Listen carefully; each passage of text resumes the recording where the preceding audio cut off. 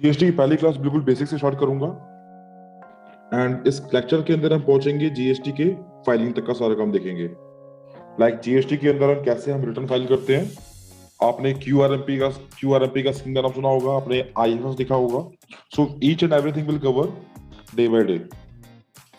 सो फिलहाल तो topic start करता हूं मैं जीएसटी का बेसिक, यानी जीएसटी होता क्या, वहां से लेके चालू करेंगे।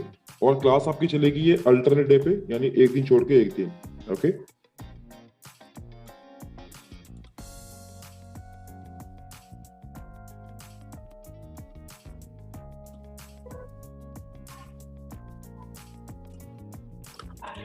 तो सर मैं अगर जीएसटी की बात करूं आप सबके साथ, okay so we are talking about the GST. इसका भाई नाम तो सबको मेरे ख्याल से क्लियर होगा, ठीक है ना।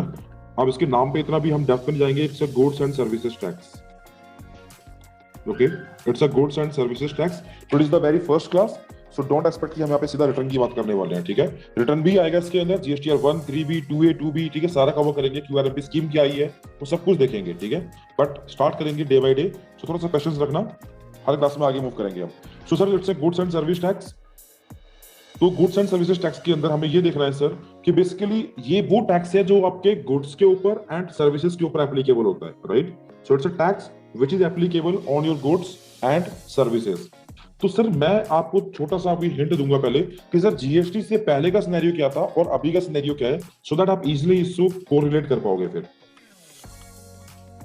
ओके सो देखो सर, मैं अगर बात करूं जीएसटी से पहले के सिनेरियो में, we have a 3 kind of persons in the market. मतलब क्या पर्सन से मेरा सर, मैन्युफैक्चरर थे पहले हमारे पास, then we all have a traders, ठीक है। देन हम मूव करते हैं सर्विस प्रोवाइडर की ओर। सर ये पर्सन्स हुआ करते हैं मार्केट में जो काम करते हैं। पहला कौन सा, मैन्युफैक्चरर जो गुड्स को मैन्युफैक्चर करता है, okay. Second one is traders जो गुड्स को खरीदते हैं एंड सेल करते हैं। थर्ड वन इज सर्विस प्रोवाइडर जो गुड्स में डील नहीं करते, they are offering the services, okay. तो सर अगर मैं मैन्युफैक्चरर की बात करूं तो सर मैन्युफैक्चरर काम कैसे करता था। सर मैन्युफैक्चरर गुड्स को प्रोड्यूस करता है, गुड्स की मैन्युफैक्चरिंग करता है एंड देन वो उसको सेल आउट करता है। तो मैन्युफैक्चरर जो है ना वो दो काम करता है, गुड्स की मैन्युफैक्चरिंग भी करता है एंड गुड्स को सेल भी करता है। तो sir in the previous scenario मतलब जीएसटी से पहले क्या था। सर जीएसटी से पहले अगर मैन्युफैक्चरर गुड्स को प्रोड्यूस करता है, मैन्युफैक्चर करता है, तो उसके ऊपर एक्साइज ड्यूटी लेवी होती थी। एक्साइज ड्यूटी आप में से कईयों ने आई थिंक काम भी किया होगा इसके ऊपर, राइट। तो इसके ऊपर एक्साइज ड्यूटी लेवी होती थी गुड्स के मैन्युफैक्चरिंग के टाइम पे ही। फिर जब गुड्स को बेचने जाएगा, सर जब बेचने जाएगा, सेल करने जाएगा, जिसको हम जीएसटी के लैंग्वेज में सप्लाई बोलते हैं, तो उस केस में क्या होता है, फिर सर उसके ऊपर वैट या सीएसटी लगता था उस टाइम पे। सेल ऑफ गुड्स पे वैट या सीएसटी। तो सर अगर मैं एक मैन्युफैक्चरर हूं, if I am a manufacturer, तो उस केस में क्या होगा सर, मैं अगर इंट्रा स्टेट काम कर रहा हूं सपोज, ठीक है, और या तो मैं काम करूंगा इंटर स्टेट। सो मेरे पास दो ऑप्शन है, या तो मैं क्या करूंगा, इंट्रा करूंगा। इंट्रा का मतलब क्या है सर, इंट्रा मतलब है विद इन, अपने स्टेट के अंदर अंदर, ओके। सो इसका सिंपल सा मतलब क्या है, विद इन स्टेट, ओके, जिसे हम नॉर्मली लोकल भी बोलते हैं, ठीक है। अच्छा, तो मैंने क्या कहा सर, या तो मैन्युफैक्चरर क्या करेगा, गुड्स की मैन्युफैक्चरिंग करेगा और फिर उस गुड्स को इंट्रा अपने एरिया में ही बेच देगा, अपने स्टेट के अंदर ही बेच देगा। दूसरा पर्सन सर वो गुड्स की मैन्युफैक्चरिंग करके उसको अदर स्टेट में सेल आउट करेगा। तो मैंने कहा जब मैन्युफैक्चरर गुड्स की मैन्युफैक्चरिंग करता है ना, उस केस में उसके ऊपर एक्साइज ड्यूटी लेवी हो जाती है, ठीक है। तो इसके लिए कंपलसरी था एक्साइज ड्यूटी पे करना। अब ये गुड्स बना के अगर उसको इंट्रा स्टेट बेचेंगे, विद इन स्टेट बेचेंगे, तो वो पे करेंगे वैट, ठीक है। अगर सपोज करो ये गुड्स को बना के क्या करेंगे, आउटसाइड द स्टेट बेचेंगे, तो उस टाइम होता था हमारा सीएसटी।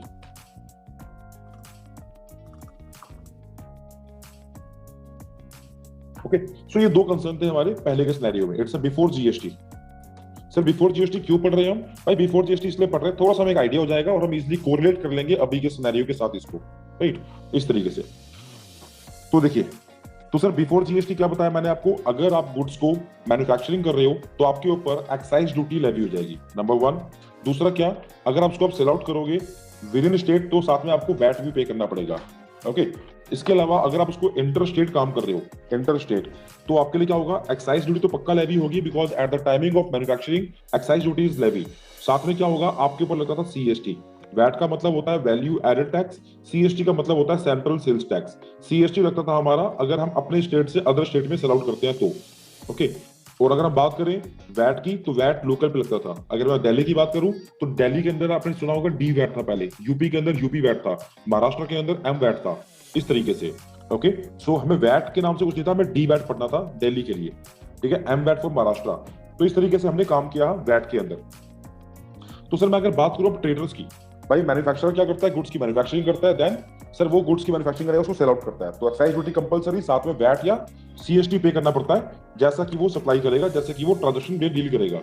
अगर मैं बात करूं साथ में ट्रेडर्स की, ठीक है, तो ट्रेडर्स के पॉइंट ऑफ व्यू से क्या देखा जाएगा, भाई ट्रेडर के पॉइंट ऑफ व्यू से वो खाली गुड्स को सेल आउट करता है, ठीक है, ओनली गुड्स को सेल आउट करता है।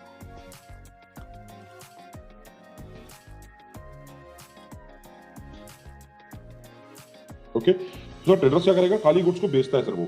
तो सर उसके केस में क्या होगा, अगर आप एक ट्रेडर हो, if you are also trader, तो सर आप भी जो गुड्स को बेचोगे ना, या तो आप लोकल बेचते होगे, ठीक है, या फिर क्या करोगे, उसको इंटर स्टेट बेचोगे, ठीक है।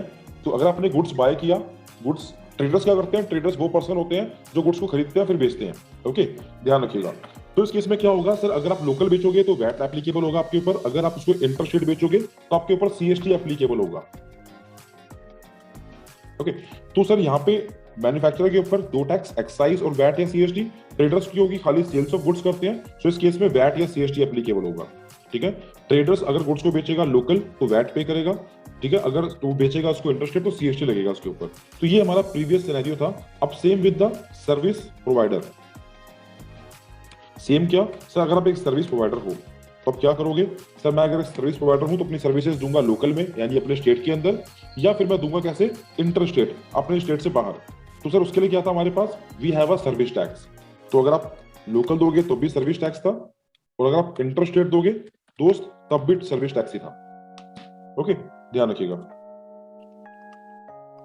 सुनाओ, कम टू द कंसर्न कि सर ये तो मैंने देखा आपका बिफोर जीएसटी। अब मैं बात करता हूँ आफ्टर जीएसटी, यानी पहले के सिनेरियो में जो जीएसटी एप्लीकेबल होता था वो आपको पर्सन को देख के लगता था, यानी पर्सन मैन्युफैक्चरर है तो एक्साइज ड्यूटी प्लस वैट लगेगा, या फिर एक्साइज ड्यूटी प्लस सीएसटी लगेगा। अगर पर्सन ट्रेडर्स है तो उसके लिए वैट या सीएसटी लगेगा। अगर पर्सन सर्विस प्रोवाइडर है तो सर्विस टैक्स एप्लीकेबल होगा, चाहे लोकल करे या इंटरस्टेट करे। बट एज ऑफ नाउ हमें चेक नहीं करना कि पर्सन कौन है, या पर्सन सप्लायर हो, मैन्युफैक्चरर हो, सर्विस प्रोवाइडर हो, ट्रेडर हो, हमें बस देखना है कि उसकी डेस्टिनेशन क्या है, वो काम कैसे कर रहा है, लोकल या फिर अदर स्टेट में, इंटर स्टेट। तो आपको इस पे फोकस करना है। यानी जीएसटी के अंदर इन तीनों पर्सन को क्या बोल दिया गया, सप्लायर बोल दिया। किन तीन पर्सन को सर, मैन्युफैक्चरर को, ट्रेडर को और सर्विस प्रोवाइडर को, ठीक है। इन तीनों को हम एक नाम से बोलते हैं क्या, सप्लायर। तो तीनों को ही ज्वाइंट कर दिया गया जीएसटी के अंदर। अब बोल दिया भाई अपने पर्सन के अकॉर्डिंग टैक्स नहीं लगाना, आपने चेक करना है आप काम कैसे कर रहे हो, आप काम इंट्रा स्टेट कर रहे हो या इंटर स्टेट कर रहे हो। अगर आप काम करते हो इंट्रा स्टेट मतलब लोकल, तो आपके ऊपर एप्लीकेबल होगा सीजीएसटी, साथ में एसजीएसटी। ओके, अगर आप काम करते हो इंटर स्टेट तो लेवी क्या होगा, आईजीएसटी। तो ये देखना है आपने बस, चाहे वो मैन्युफैक्चरर हो या फिर ट्रेडर हो या फिर सर्विस प्रोवाइडर हो, तीनों में से कोई भी पर्सन हो, आपने सेम इसी वे में टैक्स चार्ज करना है। कौन सा वे सर, लोकल में सीजीएसटी एसजीएसटी और इंटर स्टेट में आईजीएसटी। तो जब भी आप लोकल काम करोगे तो आप एप्लीकेबल चार्ज करोगे क्या, सीजीएसटी और एसजीएसटी चार्ज करोगे, राइट। सो ये कंसर्न रहा आपका आफ्टर जीएसटी। यानी आफ्टर जीएसटी में बिल्कुल पर्सन नहीं देख रहा, पर्सन चाहे गुड्स में डील करे, पर्सन चाहे सर्विस में डील करे, बस मैं चेक कर रहा हूं कि वो ट्रांजैक्शन कैसे कर रहा है। ट्रांजैक्शन कर रहा है अगर वो इंट्रा स्टेट यानी लोकल में कर रहा है तो हम चार्ज करेंगे CGST SGST, central goods and service tax या state goods and service tax या फिर integrated goods and service tax, ठीक है, ध्यान रखिएगा। और हम बस इंट्रा देख के टैक्स चार्ज कर देंगे, चाहे पर्सन तीनों में से कोई भी क्यों ना हो। ओके, ध्यान रखिएगा। अब सर मैं यहाँ पे एक चीज बताता हूँ, क्या सर इंडिया के अंदर सारे के सारे जो प्लेसेस हैं क्या वो स्टेट आती हैं, सर नहीं, कुछ स्टेट्स भी हैं, कुछ हमारे यूटी भी होते हैं, यूनियन टेरिटरी। ओके, तो इस पॉइंट को ध्यान रखिएगा सर, कुछ तो हमारे स्टेट्स हैं बट कुछ हमारे यूनियन टेरिटरी भी हैं, ठीक है। कोई बताएगा इंडिया के अंदर कितने स्टेट्स एंड कितने यूटी हैं, एनीवन? इंडिया के अंदर कितने स्टेट्स एज ऑफ नाउ, कितने स्टेट्स एंड कितने यूटी हैं?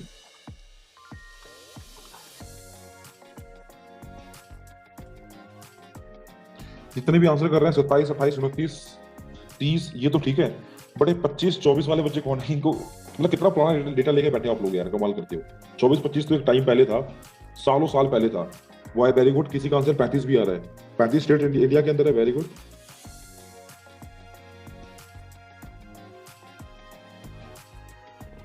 चलो ठीक है,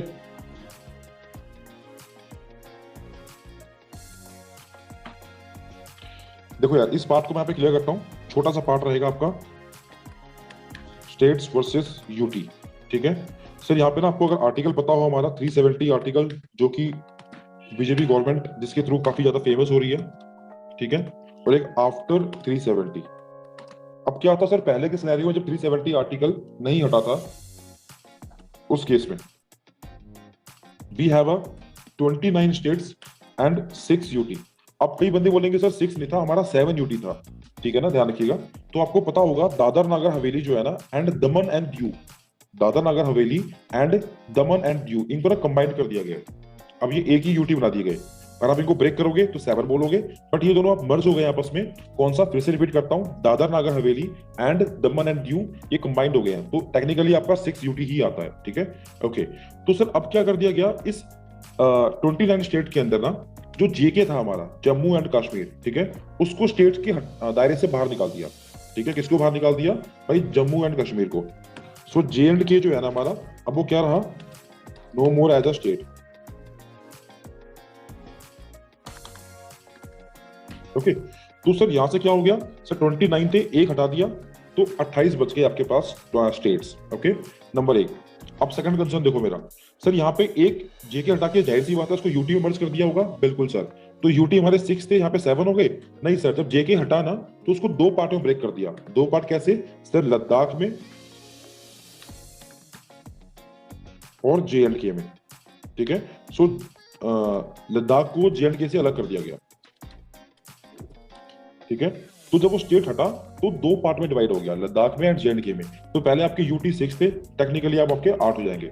जो बंदे बोलते हैं sir Daman and Dadra Nagar Haveli को, दीव को अलग करके ब्रेक करोगे तो इनको 9 बोलोगे आप। ठीक है, मैं आप अगर आपको चाहूं तो बता देता हूं एक बार। सर यूटी क्या होते हैं बेसिकली, जिनका अपना खुद का लेजिस्लेचर होता है। ठीक है ना, जहां पे बेसिकली आपके कह सकते हो इलेक्शंस नहीं होते, यहाँ पे कोई सीएम नहीं होता। ठीक है ना, कुछ एक यूटी को छोड़ के, जैसे कि Delhi, Delhi is also UT, Pondicherry. तो यहाँ पे क्या बेसिकली इनके सर यहाँ पे इलेक्शंस भी होते हैं, सीएम भी होते हैं, but as per as the UT is concern technically ना, तो उसमें क्या है सर, आपका यूटी के अंदर इलेक्शंस नहीं होते, दे हैव अ एलजी, या फिर वहां पे एडमिनिस्ट्रेटर बैठता है। ठीक है ना, तो जैसे मैं बात करूं यूटी के अंदर सर, एक आपका दिल्ली है। ठीक है ना, पौंडुचेरी है आपका,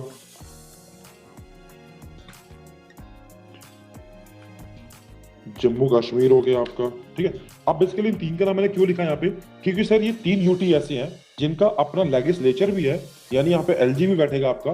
ठीक है, और साथ में यहाँ पे इलेक्शंस भी होते हैं, सीएम भी बैठता है इनका। ठीक है ना, इनके खुद के अपने वो हैं। तो सर इस केस में क्या होता है, जीएसटी के पॉइंट ऑफ व्यू से, जीएसटी के पॉइंट ऑफ व्यू से थोड़ी सी प्रॉब्लम ये आई थी कि सर इनको हम क्या ट्रीट करें, इनको हम क्या ट्रीट करें। सर ट्रीट करने से मतलब क्या है, इनको हम स्टेट माने या यूटी माने, ऐसा क्यों सर, यूटी मानो स्टेट मानो, बात तो एक ही है ना भाई, बात एक नहीं है। देखो, अगर आप लोकल में काम करोगे, जब आप लोकल में काम करोगे ना, तो या तो वो क्या होगा, आपका स्टेट होगा। ठीक है, या फिर क्या होगा, वो आपका यूटी होगा। मान लो जैसे स्टेट आपका यूपी, ठीक है, यूटी ये आपका जैसे चंडीगढ़। ओके, तो सर अगर आप लोकल में हो, आप लोकल काम कर रहे हो अपने स्टेट के अंदर या फिर अपने यूटी के अंदर, तो क्या चार्ज करोगे सर, लोकल में अगर स्टेट है तो सीजीएसटी एसजीएसटी चार्ज करोगे। बट अगर वो लोकल में आपका यूटी है तो क्या चार्ज करोगे सर, एसजीएसटी की जगह you will replace the S with UT. तो ये चार्ज होता है आपका।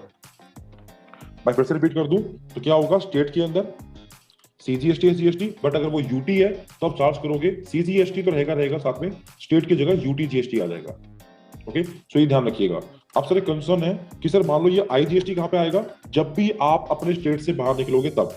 ठीक है ना, कब, जब भी आप अपने स्टेट से बाहर निकलोगे तब आईजीएसटी एप्लीकेबल होगा। जैसे कि सर एक यूटी से दूसरे यूटी आईजीएसटी, एक यूटी से दूसरे स्टेट आईजीएसटी, एक स्टेट से दूसरे यूटी आईजीएसटी, एक स्टेट से दूसरे स्टेट आईजीएसटी। जब भी आप अपने एरिया से बाहर निकल गए, चाहे वो स्टेट से बाहर निकलो या यूटी से बाहर निकलो, आईजीएसटी विल बी देयर। ठीक है, और लोकल में ही क्या आएगा सर, ये सीजीएसटी एसजीएसटी या फिर सीजीएसटी यूटी जीएसटी, अगर आप यूटी से काम कर रहे हो तो। होप ये पॉइंट सबको क्लियर होगा, क्या ये पॉइंट सबको क्लियर है।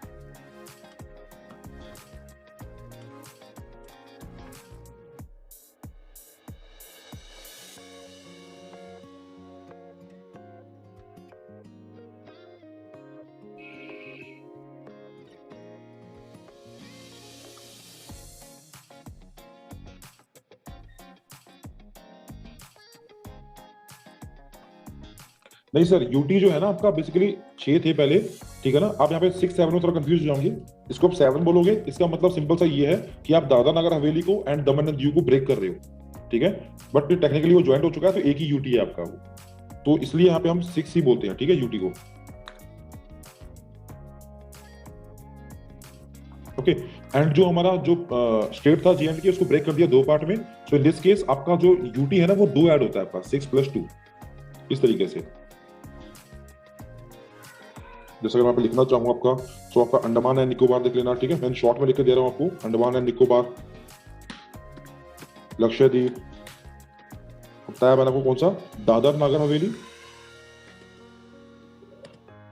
और कौन सा, दमन एंड दीव, ठीक है ना, इनको ज्वाइन कर दिया गया। अगला आपका चंडीगढ़ हो गया, फिर लद्दाख हो गया। तो ये बेसिकली आपके कौन से हैं, यूटी है, ध्यान रखिएगा। तो सर ये आपके जो है ना, आपके 8 यूटी रहते हैं इस तरीके से, बट इन 8 में से ना क्या कर दिया गया, इन 3 को ना आपको ट्रीट करना पड़ेगा स्टेट की तरह, ठीक है। बिकॉज जीएसटी का पॉइंट ऑफ व्यू से इनको यूटी मानते हैं ना, तो यहाँ पे सीजीएसटी प्लस यूटी जीएसटी लगता। बट उन्होंने कहा कि जी यहाँ पे सीएम भी बैठता है इनका, सो इनका अपना खुद का लेजिस्लेचर भी है। So in this case treat them like a state. तो ये जो 3 पार्ट थे ना, ये आपके यूटी है वैसे टेक्निकली, बट सर ये आपके स्टेट की तरह ट्रीट होंगे, स्टेट की तरह। सो दैट्स वाई क्या होगा, अगर मैं एक चीज बताऊं आपको यहाँ पे, तो आपके पास टेक्निकली कितने स्टेट हैं सर, स्टेट तो वैसे 28 हैं, बट यहाँ पे 3 और ऐड कर दो। ऐसा क्यों सर, क्योंकि ये भी स्टेट की तरह ट्रीट होंगे आपके, ठीक है ना। तो ये देखो अब सर यूटी कितने हैं, यूटी मेरे पास 8 थे, बट सर 8 में से क्या हो गया, ये 3 जो है ना हट गए यूटी में से, वो कहां चले गए सर, वो चले गए आपके स्टेट के अंदर, ठीक है। तो टेक्निकली क्या हो गया आपका, ये डेट का फॉर्मेट लिख रहा है, तो सर 8 में से 3 गए, हमारे 5 बच गए यूटी आप। तो as per as the GST is concern, GST के पॉइंट से आपके पास 31 and 5 का रेशियो रहेगा, बट नॉर्मली क्या रहता है सर आपका 28 और 8, ठीक है। इसको मैंने कहा था ये आपके ज्वाइंट हो गया,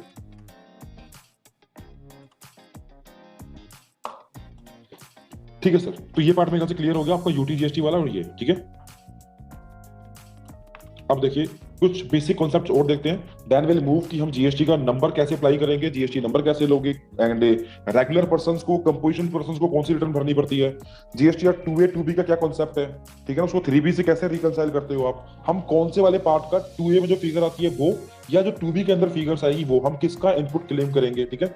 एक नया कॉन्सेप्ट आया आपका जनवरी से, 1 जनवरी से, QRMP वाला, क्वार्टरली रिटर्न मंथली पेमेंट वाला पार्ट, ठीक है। इसमें क्या कॉन्सेप्ट दिया है, क्या डेट्स होंगी हमें सर, क्या ये ऑप्शनल है या कंपलसरी है सबके लिए, ये सभी कवर करेंगे, ठीक है। होपफुली मेरी तीसरी या चौथी क्लास जो होगी ना वो रिटर्न्स के ऊपर ही होगी, ठीक है। कुछ एक बेसिक कॉन्सेप्ट देके then will I will move to the return part, ताकि आपको इजीली रिटर्न के बारे में थोड़ा सा आसानी रहे समझने के अंदर। अब सर मैं कुछ और बेसिक टर्म्स बता रहा हूँ, जिसका बेसिक बिल्कुल भी वीक है, वो थोड़ा सा यहाँ पे कवर कर लेंगे इजिली। देखिए क्या सर, मान लो एक कंपनी है वो जीएसटी में रजिस्टर्ड है, ठीक है। जीएसटी में कोई भी कंपनी रजिस्टर्ड कब होती है वो हम पॉइंट कवर करेंगे। आपने सुना भी होगा टर्नओवर अगर आपका 20 लाख, 10 लाख या 40 लाख, ठीक है ना, इनसे ऊपर होता है एज पर द केस में भी। मैंने 3 अलग अलग रेट बताया, टर्नओवर बताया आपको, 20 लाख, 10 लाख या 40 लाख वाला हिसाब, ठीक है। तो आपको अप्लाई करना कंपलसरी होता है। बट देखते हैं एक बार, मान लो सपोज कंपनी रजिस्टर्ड है आपकी जीएसटी के अंदर, ठीक है। तो सर ये जो परचेज करेगी, ठीक है ना, तो परचेज के केस में क्या होगा सर, जो डीलर होगा ना वो डीलर जीएसटी चार्ज करेगा, राइट। अगर आप परचेज करते हो किसी जीएसटी में रजिस्टर्ड पर्सन से, तो वो जीएसटी चार्ज करेगा आपसे। सपोज करो आपने आइटम लिया और साथ में जीएसटी भी पे कर दिया, किसको, ट्रेडर को, GST paid to trader, okay. Sir मैंने जीएसटी ट्रेडर को पेड कर दिया, किसके ऊपर, परचेज के ऊपर। सो जो परचेज पे हम जीएसटी पे करते हैं ना, उसको हम बोलते हैं इनपुट जीएसटी, ठीक है। ये ध्यान रखिएगा, ये छोटा सा टर्मिनोलॉजी आपको मैं सिखा रहा हूँ, आने वाली क्लास में आपको काफी हेल्प करेगी।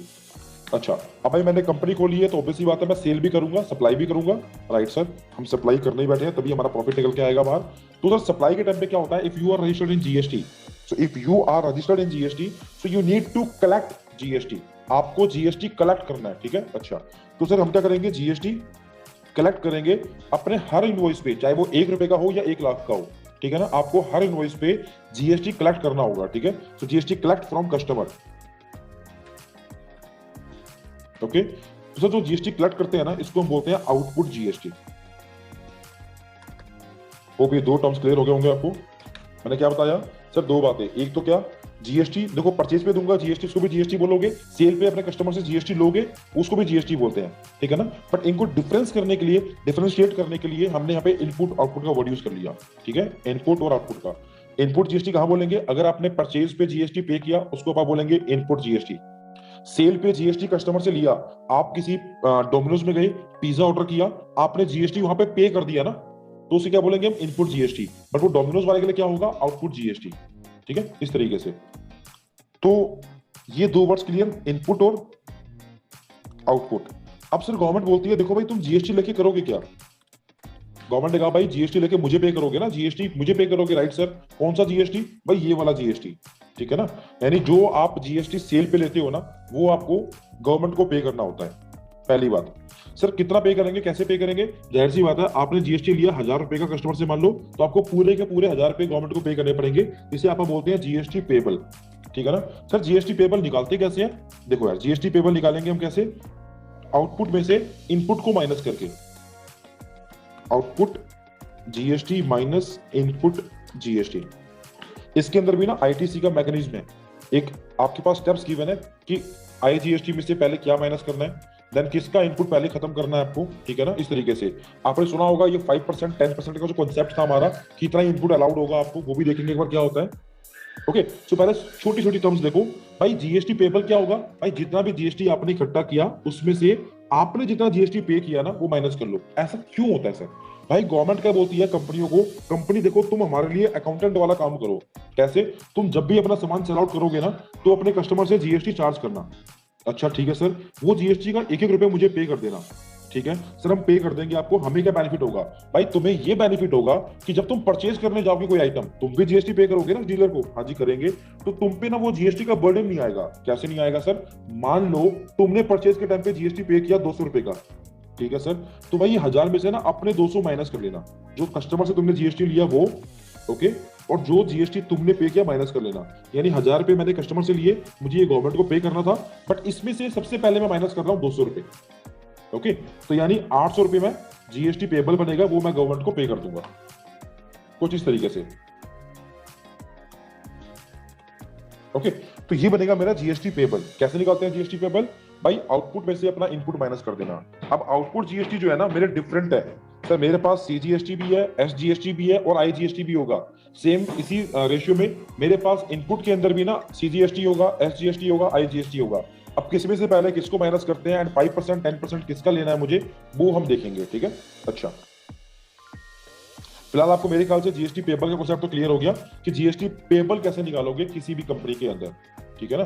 सर कैसे निकालेंगे जीएसटी पेबल, अभी तो क्लियर कर दिया मैंने आपको कैसे, भाई जो भी आउटपुट होगा, आउटपुट जीएसटी कहां से आएगा सर, आउटपुट जीएसटी आएगा मेरा जब मैं सेल करूंगा, कस्टमर से जीएसटी लूंगा, अच्छा उसमें से जो मैं जीएसटी पे करके आया हूं ना, उसको मैं माइनस कर लूंगा, मेरा निकल के आ जाएगा जीएसटी पेबल। बट समटाइम्स ना क्या होता है, रिवर्स भी हो सकता है। आपका जो होगा ना इनपुट जीएसटी मान लो होगा 1000 रुपए का और आउटपुट जीएसटी होगा 200 रुपए का, यानी गवर्नमेंट को जो है ना पे कितना करना है सर, गवर्नमेंट को पे करना है 200 रुपए, बट हम ऑलरेडी पे कर चुके हैं 1000 रुपए, ठीक है ना। सर इस केस में क्या होगा, इस केस में क्या हम गवर्नमेंट को 800 रुपए और देंगे, नहीं भाई, ऑलरेडी 1000 रुपए दे चुके हो गवर्नमेंट को आप, ये पैसा जो ट्रेडर था यहाँ पे उसने आपके नाम का जमा कर दिया होगा गवर्नमेंट के पास, राइट। तो इस केस में क्या होगा भाई, इस केस में हम इसको बोलते हैं जीएसटी क्रेडिट। क्या बोला मैंने, जीएसटी क्रेडिट, ओके। मतलब क्या है इसका, भाई जीएसटी ना आपको पेबल नहीं है, जीएसटी कुछ पे नहीं करना, आपका जीएसटी क्रेडिट है, इट मींस आपके पैसे ऑलरेडी गवर्नमेंट के पास जमा है एक्स्ट्रा, ठीक है। तो इस केस में आपने कोई चालान जमा नहीं करना होता, नो नीड टू पे चालान। चालान का मतलब क्या होता है, अमाउंट जमा करना, और यहां पे क्या होगा, नीड टू पे चालान, ओके। तो जब भी आपका जीएसटी पेबल निकलेगा, पेबल कैसे निकलेगा, जब आउटपुट ज्यादा होगा इनपुट कम होगा, आउटपुट ज्यादा होगा और इनपुट कम होगा, ठीक है ना। सो क्या निकल के आएगा हमारा जीएसटी पेबल, ओके, यानी गवर्नमेंट को हमें पे करना होगा। अच्छा, कैसे वाला केस था हमारा, भाई 1000 में से 200 माइनस किए, ये 1000 क्या हमारा ओटी, 200 क्या हमारा आईटी। अच्छा, तो इस केस में क्या होगा, आपको 800 रुपए का चालान पे करना होगा, नंबर 1। जीएसटी क्रेडिट क्या होगा सर जीएसटी क्रेडिट तब आएगा जब आपका क्या होगा, इनपुट ज्यादा होगा और आउटपुट कम होगा, ठीक है ना। क्या ज्यादा होगा, इनपुट, और ये है आपका आउटपुट। ₹200 का आउटपुट था और ये आपका इनपुट था, ठीक है ना। तो क्या हो गया इस केस में, इनपुट ज्यादा है, इनपुट ज्यादा है, ओके, और आउटपुट कम है। तो इस केस में क्या निकल के आया आपका, जीएसटी क्रेडिट निकल के आया। इट मींस आपको जीएसटी पे नहीं करना, आपका ऑलरेडी जमा है। इस अमाउंट को ₹800 जो आपके एक्स्ट्रा जमा है गवर्नमेंट के पास, वो आप उसको कैरी फॉरवर्ड कर लोगे अगले सब्सिक्वेंट मंथ में, राइट। तो ये बेसिकली दो टर्म्स और थे हमारे, कौन से भाई, जीएसटी पेबल किसे बोलते हैं और जीएसटी क्रेडिट किसे बोलेंगे। तो आने वाले क्लास में जब मैं बताऊंगा पेबल निकला है, तो आप उसके अंदर फोकस करना, ओके, कि पेबल मतलब क्या होगा भाई, लायबिलिटी ज्यादा होगी, ठीक है, और आपका इनपुट कम होगा, इस तरीके से। और आपको होपफुली इनपुट और आउटपुट वर्ड का मतलब भी क्लियर होगा। अभिषेक जी की क्वेरी है, सर दिल्ली में ही रह के दिल्ली में सेल कर रहे हैं, तो एसजीएसटी या यूटीजीएसटी? सर बताया मैंने आपको अभिषेक जी, अभी दिल्ली को हम ट्रीट करेंगे स्टेट की तरह, सो सीजीएसटी एसजीएसटी। दिल्ली में कभी यूटीजीएसटी एप्लीकेबल नहीं होता, बिकॉज दिल्ली को आप क्या ट्रीट करते हो सर, दिल्ली ट्रीट होता है आपका स्टेट की तरह।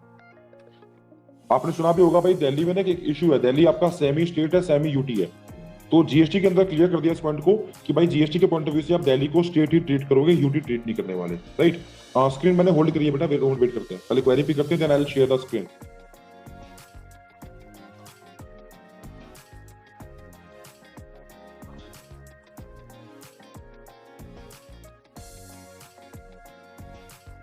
रिटर्न्स के ऊपर बेटा अभी क्वेश्चन ना पूछो, रिटर्न्स के ऊपर मैं आऊंगा, पूरा कॉन्सेप्ट बताऊंगा कि आपका 1 जनवरी 2021 से पहले का सिनेरियो क्या था हमारा, और 1 जनवरी 21 के बाद का सिनेरियो क्या हो गया, ठीक है। आपने सुना भी होगा, पहले हमारा जीएसटीआर 3 भी मंथली हुआ करता था। चाहे तो आप जीएसटीआर 1 को क्वार्टरली फाइल कर लो, बट जीएसटीआर 3 भी तो हमारा मंथली था, ठीक है। बट अभी कॉन्सेप्ट आ गया आपका QRMP, quarterly return monthly payment वाला, ठीक है ना। तो उसके अंदर डेट्स बताऊंगा आपको, भाई डेट्स की बहुत कंफ्यूजन है इस केस में अभी देखा जाए तो, है ना भाई। सर 11 तारीख भी है, 20 भी है, 22 भी है, 13 भी है, ठीक है, और 24 भी है। तो सर बहुत सारे डेट्स बता दिए, और रिटर्न्स के अंदर कॉन्सेप्ट हिल गया हम सबका। साथ में जीएसटीआर 2A अलग देखना है हमें, 2B अलग देखना है हमें, और एक आईएफएफ की स्कीम और लेके आ गई गवर्नमेंट साथ में। तो वो सारी बातें कवर करेंगे। ऑलरेडी मैंने अनाउंस कर दिया है कि चौथी या पांचवी क्लास आपकी पूरी इसी के ऊपर होगी, किसके लिए कौन सी रिटर्न्स, कौन सी डेट्स, क्या होगा। तो उस 3 क्लास तक वेट कर लो, ताकि थोड़ा सा मैं बेस स्ट्रॉन्ग कर दूं। ऑलरेडी बोल चुका हूं कि इस क्लास में रिटर्न्स मैं पहले कवर करा दूंगा, ठीक है, बट बेस कवर होगा तो, वरना छोटे छोटे बच्चे उस टाइम पूछोगे सर पेबल का मतलब क्या होता है, तो वहां पे क्लियर नहीं हो पाएगा। ओके